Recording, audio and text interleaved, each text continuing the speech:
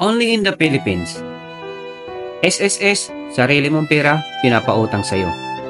Only in the Philippines. Kapag late ka, may kaltas. Pero kapag nag-OT ka, walang bayad. Salamat na lang. Only in the Philippines. Kukuha ka ng valid ID, pero hahanapan ka pa rin ng valid ID. Only in the Philippines. Tumaas ang presyo ng bilihin, pero ang sahod, ganun pa rin. Only in the Philippines. Kapag naghulog ka ng pera, walang kuskus balungos. Pero kapag nag-claim ka, maraming requirements ang hihingin.